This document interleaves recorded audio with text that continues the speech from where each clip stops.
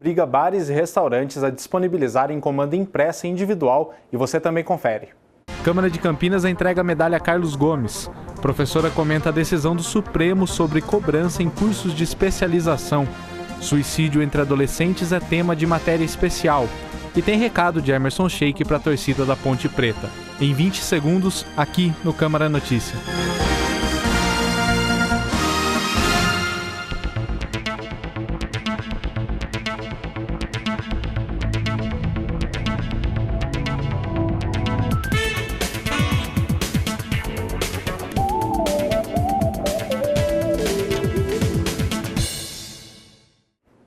Olá, boa tarde. A gente abre essa edição com um projeto de lei que teve origem aqui na Câmara e já está valendo desde abril.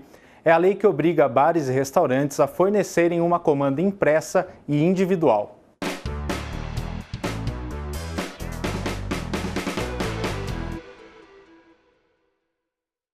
Agora é lei. No mês de abril passou a valer a Lei 15.404, que obriga os bares e restaurantes a fornecer comanda impressa individual que permita o controle de consumo de cada cliente de uma única mesa. Durante o intervalo regimental da 24ª reunião, o vereador Campos Filho, que é autor da lei, comentou a norma. Nós tínhamos muita dificuldade, principalmente nos bares e restaurantes, aquelas comandas unitárias de várias pessoas. Hoje não. Hoje nós resolvemos pautar. Então, cada um recebe a sua comanda com uma comanda para a pessoa que está consumindo, para evitar exatamente aqueles desencontros na hora do pagamento do consumo. A lei prevê uma multa de até R$ 100 pelo não fornecimento da comanda individual pelo estabelecimento. Em caso de reincidência, a multa dobra. Denúncias podem ser feitas no PROCON através do telefone 151. São iniciativas simples, mas que há necessidade de se tê-la, para que possa prevalecer o direito do consumidor. E a Câmara de Campinas fez mais uma entrega da medalha Carlos Gomes, que é destinada às pessoas que contribuem com a cultura de Campinas. O evento aconteceu na noite de ontem e o homenageado foi o professor e dançarino Rodrigo Vecchi. Em reunião solene realizada na noite da terça-feira, dia 2, no plenário da Câmara de Campinas, o vereador Carmo Luiz entregou a medalha Carlos Gomes ao professor de Educação Física e dançarino Rodrigo Vecchi. Este plenário ele é palco de grandes debates, de grandes disputas, de momentos extremamente tensos. E nesta noite, numa noite especial em que nós, como Edil da Cidade, representando a sociedade brasileira, damos um abraço e uma medalha ao ilustríssimo professor Rodrigo Luiz Vecchi, tão jovenzinho, do professor, O homenageado é, atualmente, coordenador dos cursos de graduação de Educação Física na Metrocamp. O professor defende que a ideia da dança é utilizar conceitos para mostrar como a arte contribui para o desenvolvimento do corpo na fusão do corpo artístico com o corpo biológico. Eu queria agradecer muito mesmo. Isso vai fazer uma diferença imensa na minha vida e foi muito por tua causa, viu, Carmo? Então, de verdade, meu muito obrigado. Agradecendo a todos aqui. Eu poderia falar de todos, mas aquele medo de deixar de falar de alguém, mas eu gostaria de olhar para cada um, e agradecer não só a presença, mas o dia a dia, E o dia a dia da gente tentar fazer com que a dança cresça cada vez mais e chegue a todas as pessoas. O evento contou com a presença de familiares e amigos do homenageado e, entre eles, o músico Zeca, o pai da família Lima. Como é que pode uma pessoa, um artista desse nível, com um coração desse tamanho, se dedicar à ciência e à arte de ensinar e da matéria que ele tanto se dedica? Então, parabéns, essa medalha é mais do que merecida. Confesso que estou com um pouquinho de uma ponta de inveja, porque Carlos Gomes, meu Deus, o Carlos Gomes, nascido aqui em Campinas, no cenário mundial de música. A Comissão Especial de Estudos do Pai Serviço se reuniu ontem e durante o encontro foi apresentado o funcionamento do transporte de pessoas com mobilidade reduzida na capital de Pernambuco. A 5ª reunião da Comissão Especial de Estudos do Pai Serviço, Programa de Acessibilidade Inclusiva de Campinas, recebeu a empresa Urja Social, que apresentou como funciona o atendimento de transporte a pessoas com mobilidade reduzida na cidade de Recife.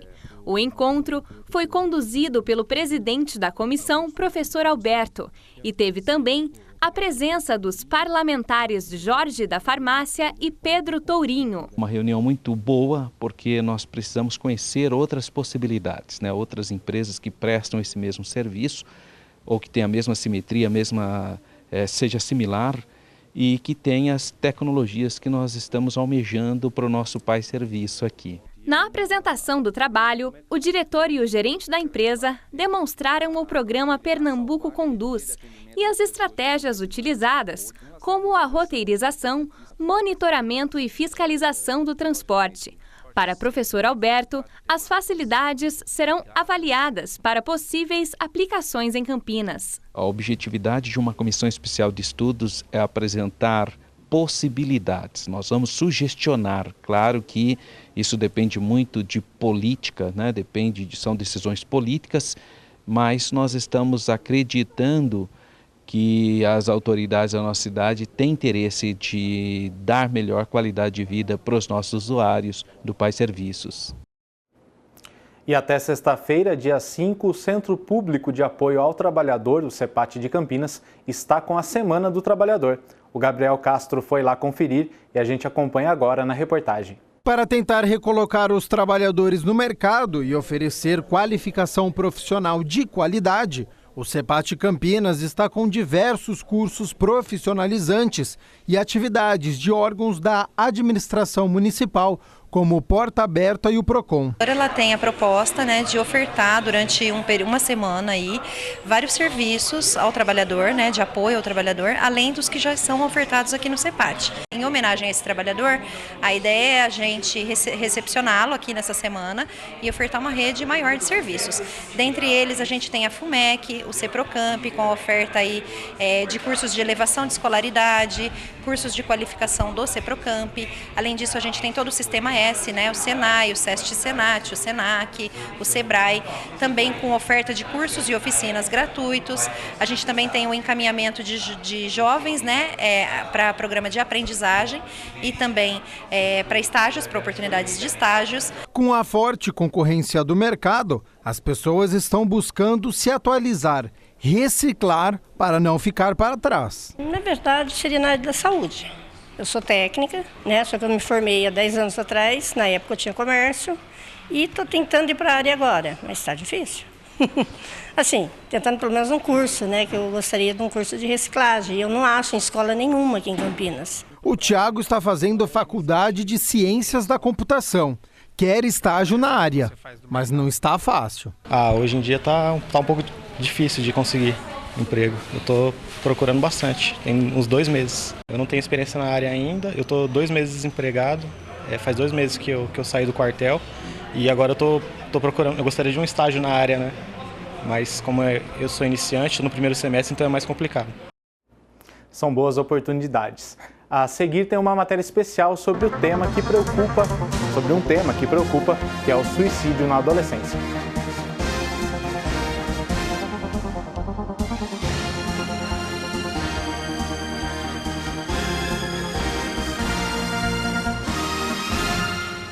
Como mudar o rumo da educação no país? Como transformar a realidade do jeito certo? Ouvindo as pessoas. Buscando o interesse da maioria. É o que o Ministério da Educação está fazendo para transformar a educação. Ouvindo pais, alunos e professores, criou um novo ensino médio, que já tem a aprovação de 72% dos brasileiros. E que nos dá o direito de escolher nosso futuro. E mudou o Enem também. Por meio de uma consulta pública com mais de 600 mil participações, os estudantes decidiram. Acabou o sufoco. Agora as provas serão em 2 domingos. E o ensino básico vai ganhar uma Base Nacional Comum Curricular. A base define os conteúdos básicos que os alunos precisam aprender na escola. E foi construída com intensa participação da sociedade. Mais de 12 milhões de contribuições. É assim que garantiremos o direito de aprendizagem da atual e das futuras gerações. É o começo de uma grande mudança na educação. Ministério da Educação, Governo Federal.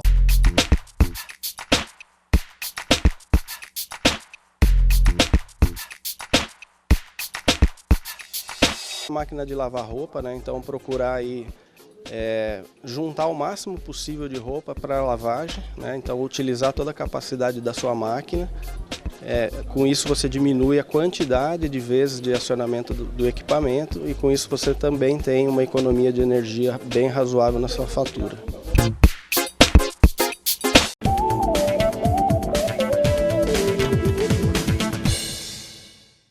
Estamos de volta com o Câmara Notícia e você acompanha agora um tema que é tabu e pode ser perigoso se não for discutido da maneira adequada, que é o suicídio durante a adolescência.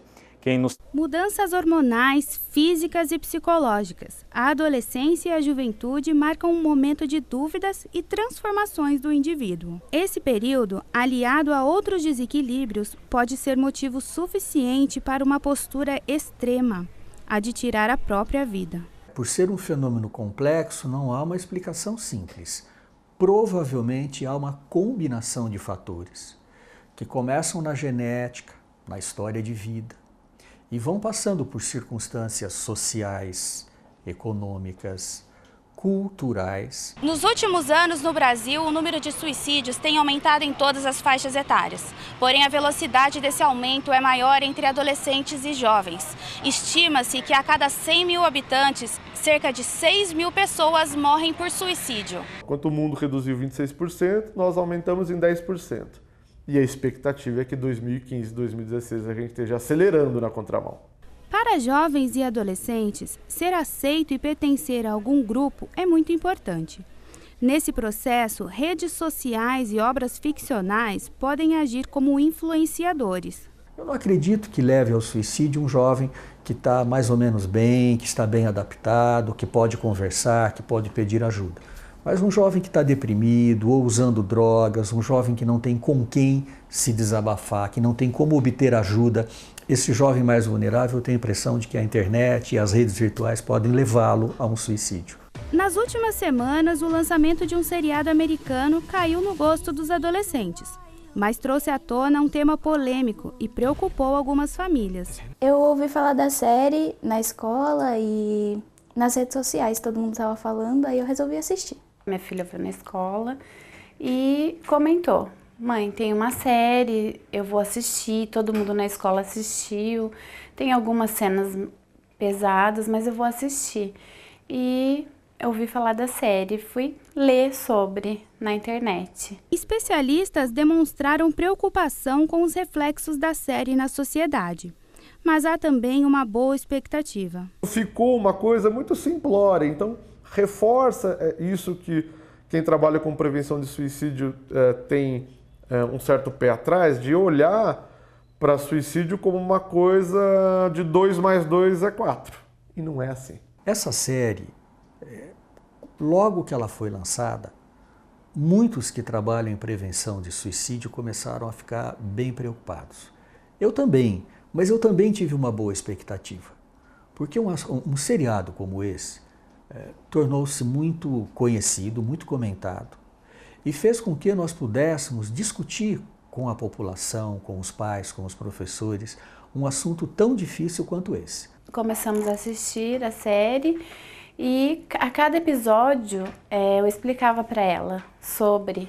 No final a gente conversava, discutia, porque nós temos um relacionamento bem, apesar de ser mãe e filha, ela respeita, mas na verdade eu dou a prioridade para isso, né? A gente tem que ser amiga. A recomendação é que as famílias participem e prestem atenção no dia a dia dos adolescentes. Hoje, na era da internet, do Facebook, os pais precisam também estar atentos às postagens.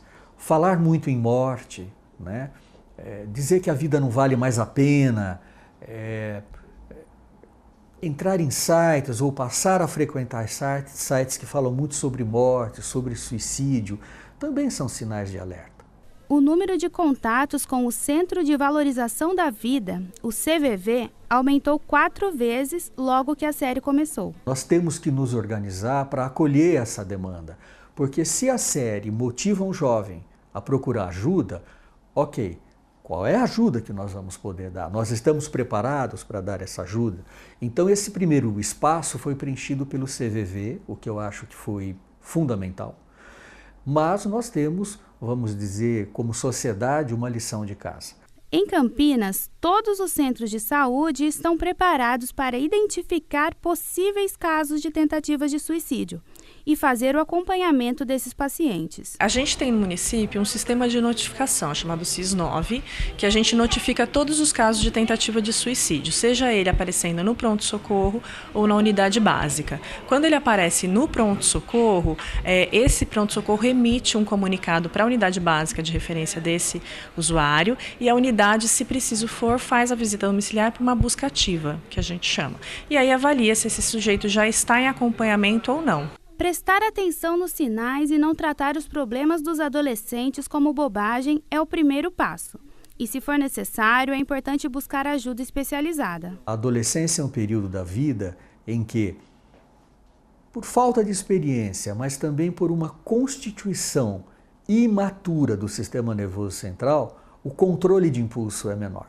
Adolescente ou adulto jovem mudou o comportamento, sinal amarelo. É para se aproximar, né? E aí a aproximação tem que ser uma aproximação não de cunho moralista, judicioso, de julgamento, mas uma aproximação que procure, através da linguagem do adolescente, promover algum tipo de ajuda que possa beneficiar.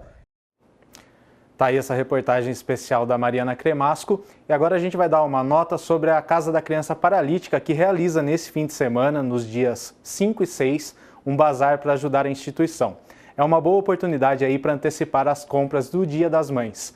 O bazar acontece das 8h30 da manhã às 4h30 da tarde, na rua Pedro Domingos Vitale, 160, no Parque Itália. E agora...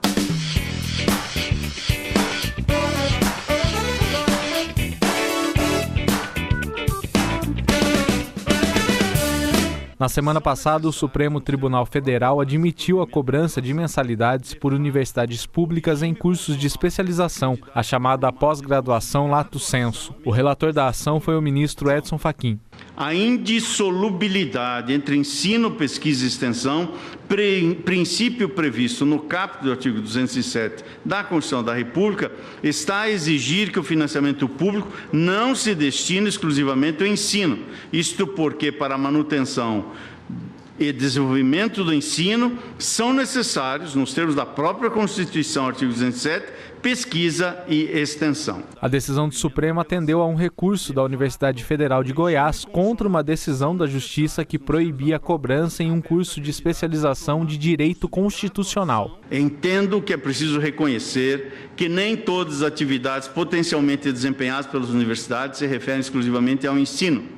A função desempenhada pelas universidades é muito mais ampla do que as formas pelas quais elas obtêm financiamento. Assim, o princípio da gratuidade não as obriga a perceber exclusivamente recursos públicos para atender sua missão institucional.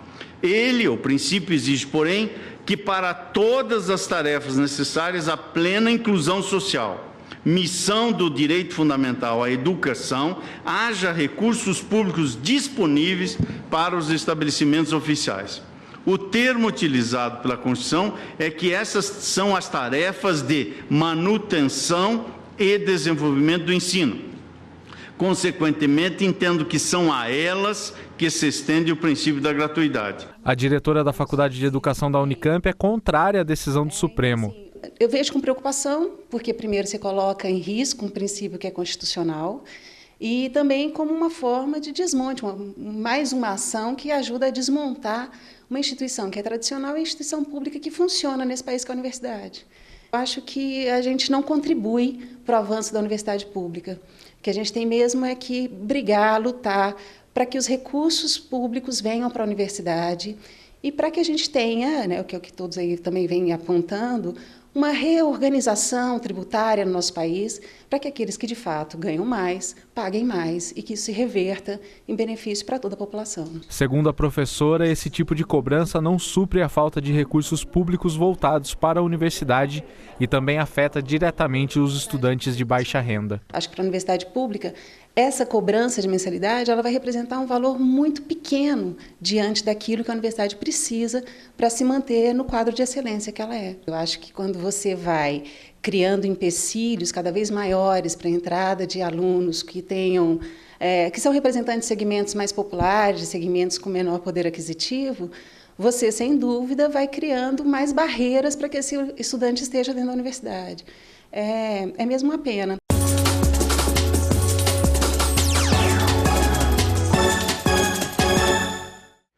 O atacante Emerson Sheik chegou hoje ao Moisés Lucarelli e passou por exames médicos. Se for aprovado, ele assina o contrato. Mas a expectativa do jogador é tão grande que ele já fala como se fosse um novo reforço da Macaca e até já mandou um recado para a torcida. E aí, nação Ponte Pretana, aqui quem está falando é o Emerson Sheik e hoje eu já cheguei aqui em Campinas, hein? Estou aqui para iniciar os trabalhos. Fui muito bem recebido, estou aqui para mandar uma mensagenzinha também para toda a galera apoiar no próximo domingo, porque ainda dá. Beleza? Cheguei e o bicho vai pegar. Essa edição fica por aqui, a gente se vê amanhã, uma boa tarde.